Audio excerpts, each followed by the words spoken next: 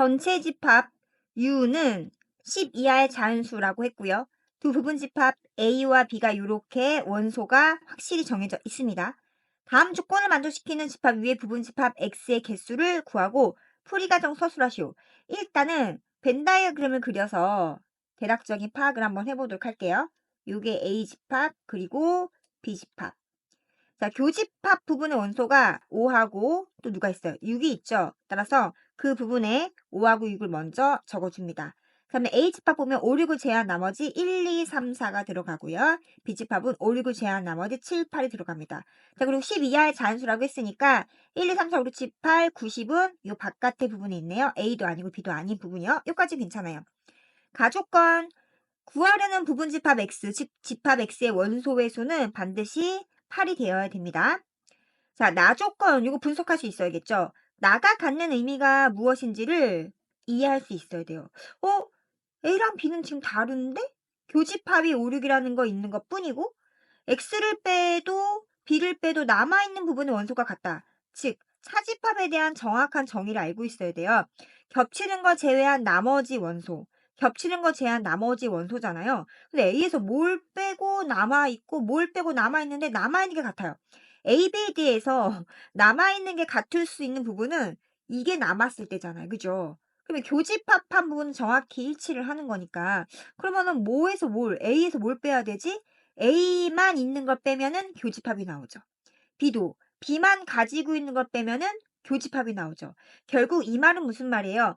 X라는 집합이 A만 가지고 있는 부분과 그리고 B만 가지고 있는 부분을 합한 부분과 같거나 아니면 이를 포함하면 된다. 즉 X는 무조건 어떻게 되면 돼요? 이걸 합한 부분을 가지고 있으면은 무조건 이게 성립하죠. 자, 그림을 한번 확인해 볼게요. 한 번만 확인해 보면 되죠. 자, A라는 집합에서 X집합을 뺀다. 근데 최소한 X가 1, 2, 3, 4, 7, 8을 가지고 있다고 한번 생각을 해볼게요. 그러면은 이 부분과 이 부분을 뺀 나머지, 즉, 그 무슨 말이죠? 차집합이란 얘기는 겹쳐지는 걸 말하는 거예요. 여기랑 여기가 겹쳐지는 거는 오로지 여기만이잖아요. 그렇죠? 겹쳐지는 걸 제외한 나머지를 구해주세요 하면 여기가 남는 거죠. 그 결과는 여기 교집합이 남게 되어 있습니다. 같은 방법으로 B로 바뀌었다고 칠게요. 그러면 B집합은 이렇게 되는 거잖아요. 아니면 이렇게 되겠죠?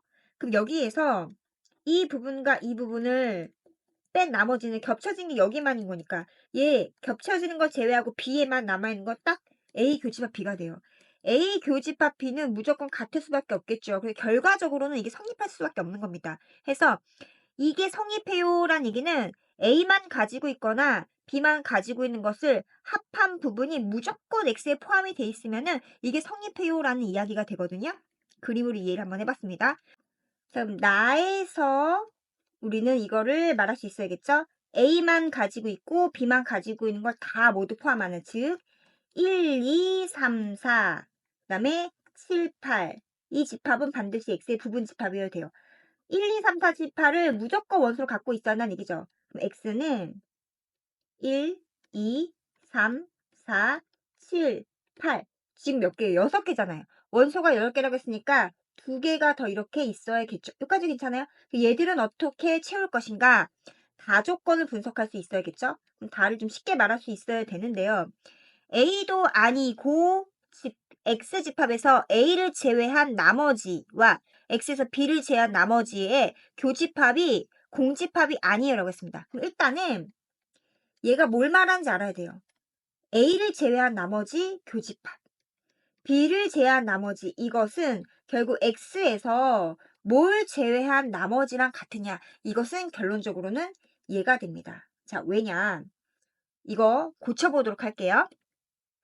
X차 A는 X교 A의 여집합이고요. 그 다음에 교집합. 얘는요. X교집합 B 여집합이죠. 그러면 우리가 요거 정리할 수 있죠. 어떻게 이렇게 묶어낼 수가 있죠. 그러면은 A 여집합교 B 여집합이 됩니다. 맞죠? 자, 그럼 이거는요. 드모르간 법칙에 있어서 합집합 전체 여집합이죠. 짜잔. 그러면은 뭔가 교집합, 뭐의 여집합은 차집합 바꿀 수 있죠. 얘는 뭐예요? X차 A 합집합 B가 됩니다. 그래서 요만큼을 머릿속으로 떠올리면서 바로 이것을 말할 수 있어야 되겠습니다. 이것이 공집합이 아니래요. 그 A 합집합 B를 제외한 나머지 부분, X에서 이거를 제외한 나머지 부분에 원소가 있어야 되는 거니까 그게 9 또는 10을 말하는 거죠. 결국 이걸 더 쉽게 말하면 무슨 말이에요? 이런 말입니다. 9가 X집합의 원소 또는 10이 X집합의 원소예요. 그러면 우리가 이거를 경우를 나눌 수가 있죠. 첫 번째, 이거 1번이라고 할게요. 뭐냐면 9가 X의 원소인데 10은 X집합의 원소가 아닌 경우. 그러면은 9가 여기 들어가 있다는 얘기죠? 그러면 하나 더 채워야 돼요. 그럼 여기에 들어갈 수 있는 아이는 뭐 아니면 뭐가 되겠습니까? 그렇죠. 5 아니면 6이 되겠죠. 5 또는 6을 채우면 됩니다.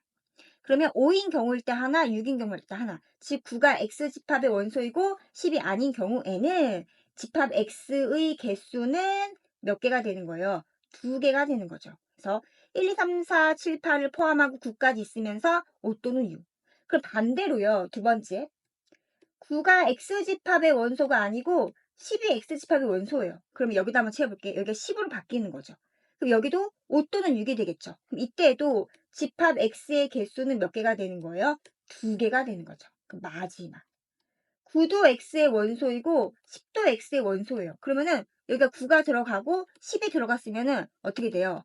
8개가 완전히 완벽하게 완성이 되기 때문에 이런 경우에는 집합 X의 개수는 딱 한 개밖에 없죠.